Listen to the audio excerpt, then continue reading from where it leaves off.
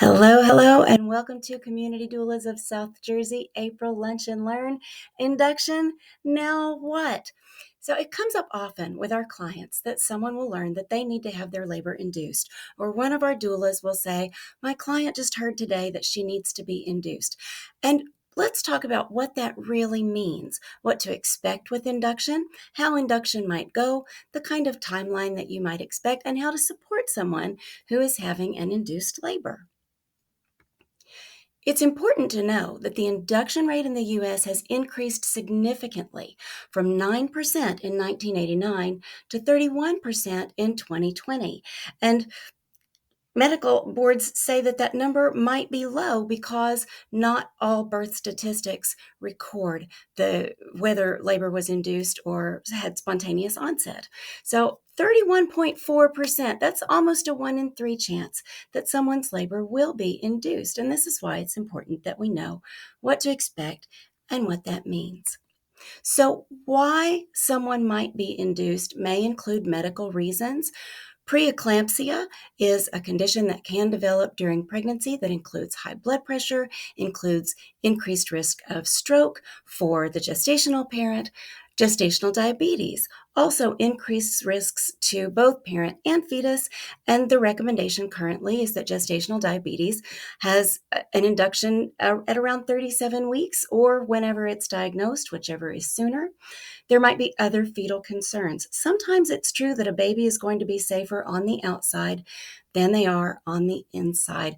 And there might be many other medical reasons that a provider says, we need to talk about inducing your labor. There are also personal or elective reasons. I am so done being pregnant. After being a doula for 25 years, I've come to believe that feeling completely done with pregnancy is a pretty normal milestone and part of the process. It's often true that the mom feels done long before the baby is ready to get here. So in the case of someone feeling just done, things that we can advise as doulas: distraction. I like to say, put something on your calendar that you can look forward to every single day from the time you are 38 weeks until the time you are 42 weeks, knowing that if you have to cancel because you had a baby, that's really the best excuse ever.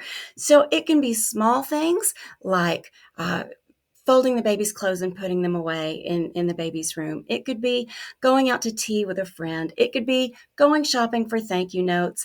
It could be getting a pedicure, but something on the calendar every single day to look forward to.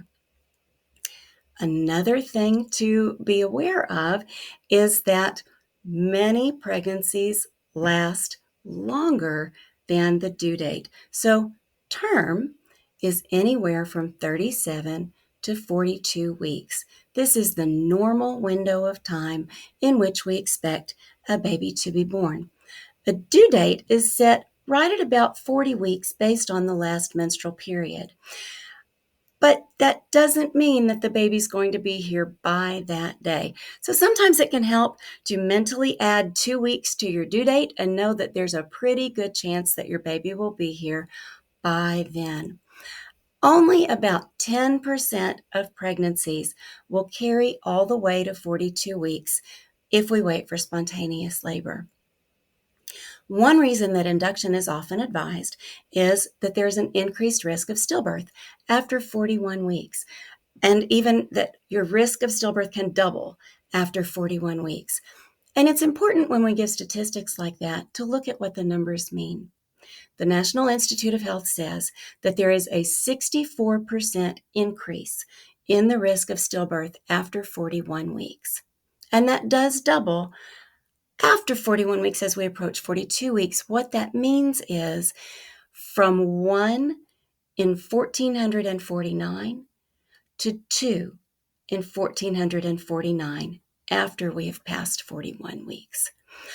By the time someone has reached 42 weeks, the stillbirth rate is 10.8 per 10,000 births. So, while these are factors that we do need to consider, it's also important to consider risks that can happen from induction, such as increased infection, increased postpartum bleeding, other risks to the parent, other risks to the baby, and take into consideration that when we say double, we mean 1 in 1,500 to 2 in 1,500. If someone is being induced, one thing that's important to pay attention to is the Bishop score. Every induction will begin with an internal exam. This internal exam will tell us how soft the cervix is, how open the cervix is, the texture of the cervix at that time, and the position of the baby. So we refer to the baby in stations. This number goes from 0 to -3, or 0 to +3, or 4 or 5. The ischial spine in the pelvis is 0 station. So when the baby's head is at the bones that are in the middle of the pelvis, that's 0 station. -1, -2, -3 is when the baby's head is above those bones. +1, +2, +3 is when the top of baby's head has gone past those bones. So the dilation of the cervix is how open the cervix is. It goes from closed to all the way open to 10 centimeters. The position of the cervix changes. Prior to onset of labor, the cervix points toward the back, kind of toward the tailbone. And then as labor progresses and the baby moves down and the cervix softens, the cervix moves forward from position toward the tailbone to toward the pelvic floor bottom to a little bit forward leaning. This has an effect on the Bishop score. The effacement of the cervix is how thin the cervix is. A cervix starts out as not effaced at all. When the cervix is not effaced at all, it's very firm. It feels like the tip of your nose, that firm tissue feeling. By the time a cervix is 50% effaced, so about halfway thinned out, it goes from being firm like the tip of your nose to soft like your earlobe, kind of malleable tissue, has a little movement to it. By 100% effaced, that cervix tissue is so soft and so stretchy, it's like the inside of your lower lip, that stretchy tissue that we can really move around. We look at the consistency. Is the cervix firm? Is it medium? Is it very soft? And the fetal position, whether the baby is -3 or all the way to +1. Each of these factors has a number assigned to it, and a Bishop score chart like this, which is easily found online, can be used to calculate someone's total Bishop score. So a total Bishop score can go from nothing to 12. ACOG advises that to be a good candidate for induced labor to work, it's important that someone has a Bishop score of 7 or higher.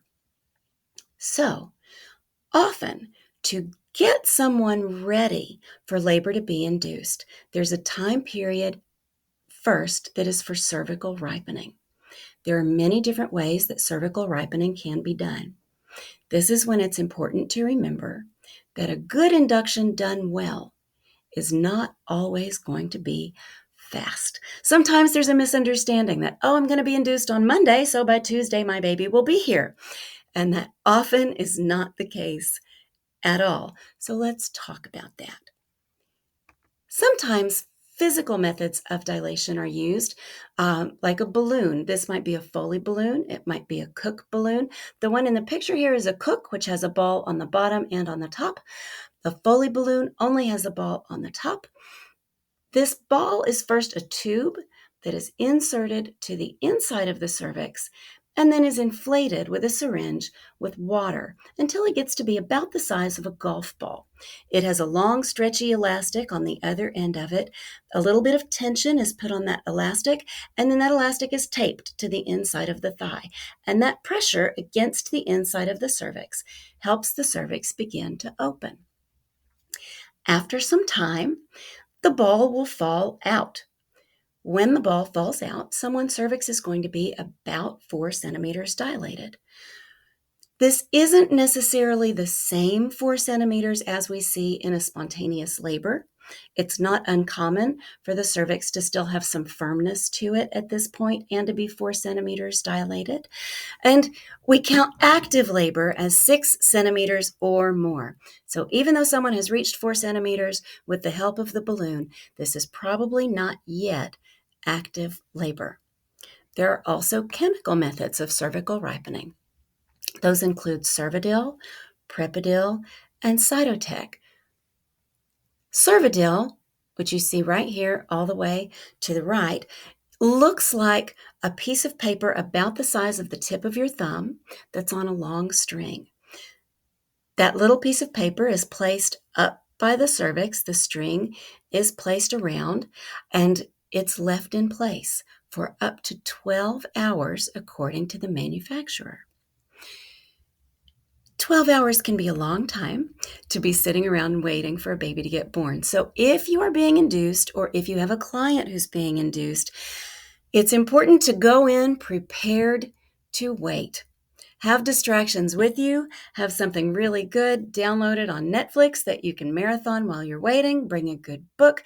This is the time to have company with you, to take lots of naps, because labor takes a lot of energy, and the more you can be well rested, the more energy you will have when labor does pick up and get active. Sometimes Cervidil can be repeated after 12 hours and done for another 12 hours, but this isn't a very common process.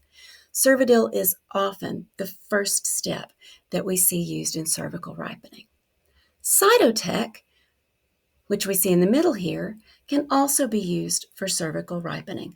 Cytotec can be taken by mouth, or the tablets can be crushed up and placed on the cervix. It is a pill. It was originally created and used for digestive disorders, for stomach ulcers. So sometimes people online will advise, oh, this is an off-label use of Cytotec. And that sounds very dangerous, but let's take a dive into what off-label use means. When medications are patented and approved, they are only required to be patented and approved for one use. However, it is not at all uncommon for a medication to have multiple uses and to have only been patented for one.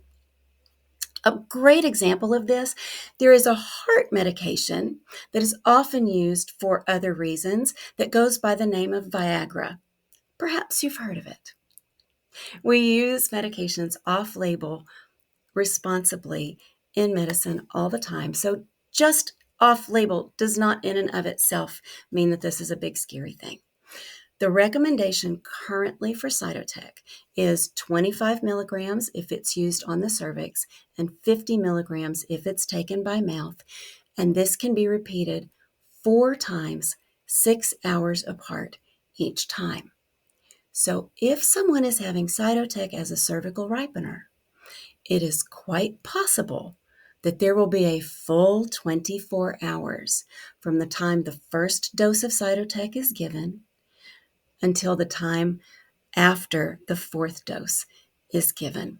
This is not uncommon.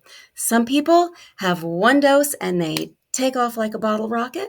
Other people take the full 4 doses over 24 hours, and when those 24 hours are over, they might not be in active labor still. Anecdotally, this is not scientifically backed. This is just what I've seen with my own eyes, and the proof of anecdote is not data.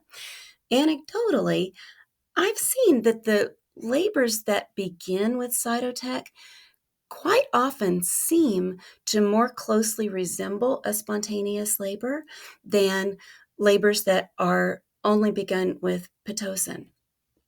And sometimes there seems to be advantage to doing the cervical ripening for the full 24 hours if someone is not yet in labor, because it helps the steps that come later work more effectively, because the cervix is ripe and ready. The Bishop score has been increased, and it's more likely that Pitocin will work effectively. The third chemical cervical ripener is Prepidil. Sorry, the word left my mind for a second. Prepidil is used as a topical Application, it's in a syringe that is kind of squirted up around the cervix. It's also left in place for 6 hours, and it also can be repeated for a second dose after 6 hours. Cervidil does not usually cause contractions. It can. If someone is just right at the threshold of going into active labor spontaneously, that little Cervidil can be just enough to bump them over the edge and get things actively going. Prepidil is more likely, statistically, to cause contractions to happen. These contractions may or may not become active labor. With all three of these methods, it is important that the baby is monitored continuously once the medicine has been put in place so that we know that the baby is tolerating well the interventions that are happening. We listen to the baby because if the baby tells us, hey, I don't like this, then it's time to change the game plan. After cervical ripening, or after someone has a Bishop score of 7, which might be true when they first begin. If someone has a Bishop score past 7, we might skip the ripening process altogether, but this is what most commonly happens. Then Pitocin might be introduced. Pitocin is used by injecting the medication into a bag of IV fluid that is then attached to a pump where the dose can be titrated, adjusted up or down with a keypad on the pump. Pitocin is synthetic oxytocin. Oxytocin is our natural labor hormone. Pitocin works very much like our oxytocin does. It's usually begun at the smallest possible dose, which is 1 milliunit. It is then increased, often by 2 milliunits, every 30 to 60 minutes according to the manufacturer's instructions. This is a place where it's really important to have conversations with your birth team because some providers adjust Pitocin once an hour. Some providers adjust Pitocin every 15 minutes. Ask your provider what the plan is so that you might know what to expect. Pitocin, when it works as we expect it to, does cause contractions to happen. Some people have very effective contractions at the lowest dose of 2 milliunits of Pitocin. Some people have no contractions at all until they reach 20 milliunits of Pitocin.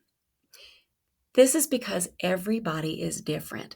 I heard a midwife say once, and this is the best way I've ever heard it phrased, just like some dining room tables have 2 chairs, and some dining room tables have 24 chairs, we have to fill all of the chairs before the dinner party can start. Some people's oxytocin receptors are saturated at 2 milliunits. Some people's oxytocin receptors are saturated at 20 units, and that's the reason we start small and build up to see what your unique individual body's needs are. The goal of increasing Pitocin is to reach an adequate contraction pattern. And medical terminology refers to an adequate contraction pattern as contractions that are 2 to 3 minutes apart within a window of 10 minutes time, and that they last from 40 to 60 seconds. On a monitor, it might look something like this. Each line on the monitor is 1 minute, and we can see that these contractions are 2 minutes apart from the beginning of one to the beginning of the next one. So we're looking for a 10-minute window of time with contractions 2 to 3 minutes apart, lasting 40 to 60 seconds each. Your medical team will pay close attention to your contraction pattern, and when you've reached what they consider an adequate contraction pattern, that's usually as high as the Pitocin will go.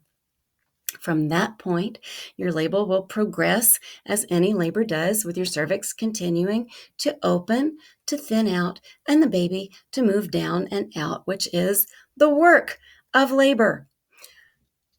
Under normal circumstances, this is what we anticipate to have happen. But again, remember, it can be 24 hours or more to get to this point in labor.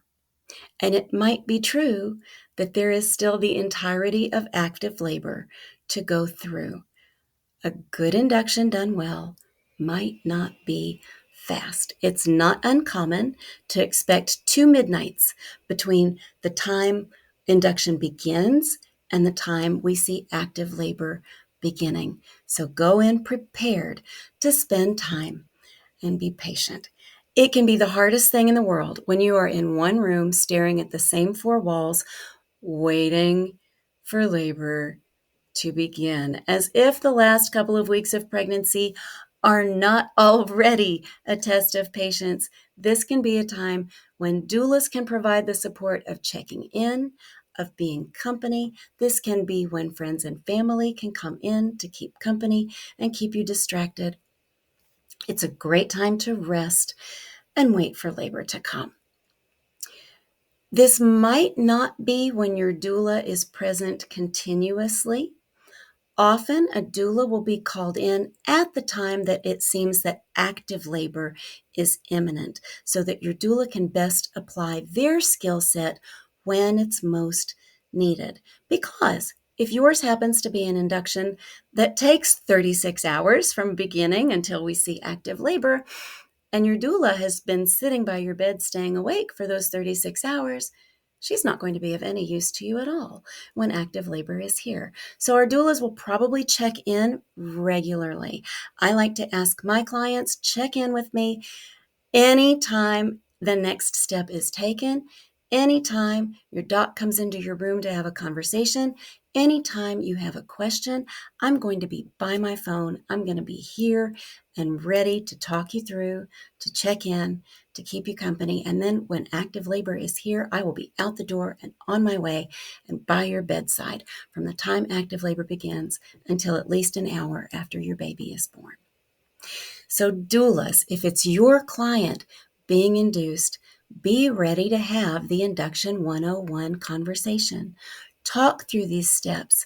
Let them know what they can expect, what questions they might want to ask their provider, what conversations they might want to have to make their own best informed decisions. As always, with every decision, doulas talk through the benefits, the risks, the alternatives, and whether it's an option to do nothing right now, so that our clients can have all of the information needed to make decisions that they feel good about. Everything we know about preventing birth trauma, about trauma-informed care and trauma-responsive care, has shown that it matters less than we might think, the details of how a baby comes out.